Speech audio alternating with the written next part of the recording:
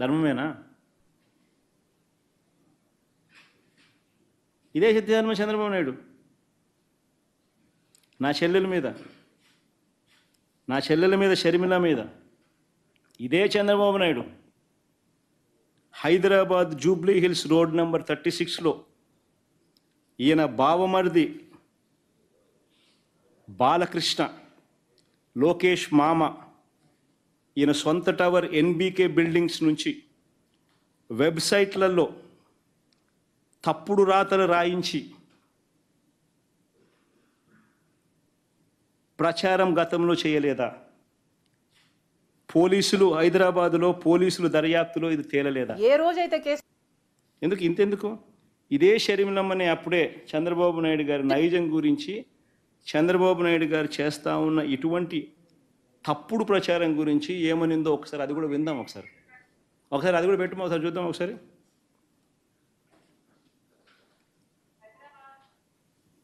వినండి, బాగా ఇంట్రెస్టింగ్ ఉంటుంది. సౌండ్ బాగా పెట్టుమా.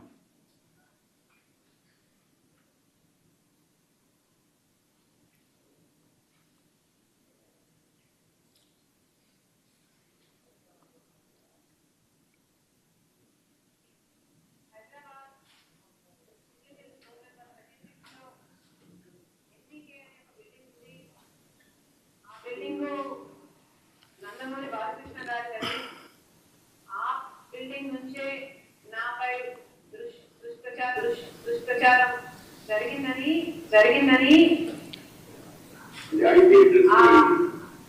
ఐపీ అడ్రస్లను బట్టి పోలీసులు చెప్తున్నారు. బాలకృష్ణ గారి బిల్డింగ్ నుండి జరిగింది ఒకటైతే, ఈ సైట్లన్నీ, ఈ వెబ్సైట్ అయినా యూట్యూబ్ అయినా, ఈ సైట్లన్నీ ప్రో టీడీపీ అంటే టీడీపీని ప్రమోట్ చేసేది, ప్రత్యర్థుల్ని కించపరిచేది.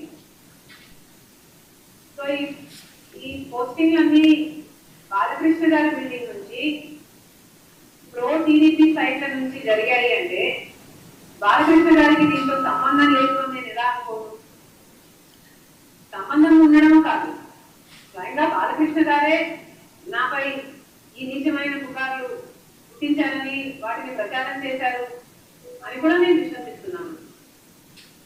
మరి బాలకృష్ణ గారు ఇంత దిగజారుతనానికి ఎందుకు పాల్పడ్డారో ఆయనే సమాధానం చెప్పాలి.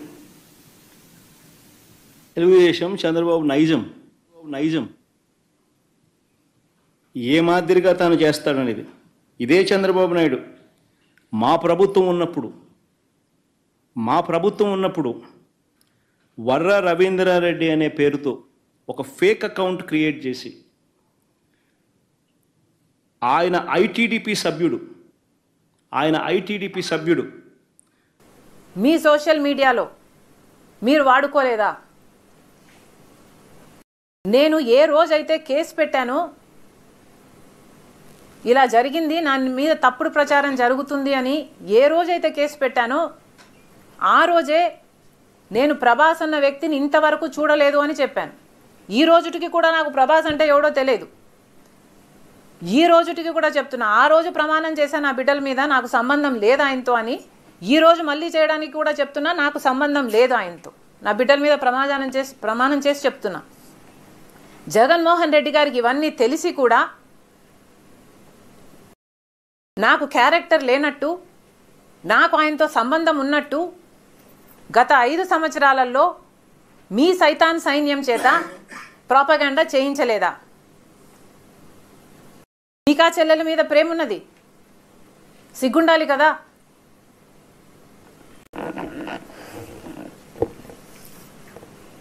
మళ్ళీ నా వీడియోనే ప్లే చేసి మళ్ళీ ఆయనకు మైలేజ్ వచ్చేటట్టు వాడుకుంటున్నారు. అంటే నా వీడియో పనికొస్తుందన్నా మీరు వాడేసుకుంటారు. సో మీరు చెల్లెల్ని వాడేసుకుంటారు, మీరు తల్లి మీద కేసైనా పెడతారు, మీరు నాన్న పేరుని సిబిఐ ఛార్జ్ షీట్లో అయినా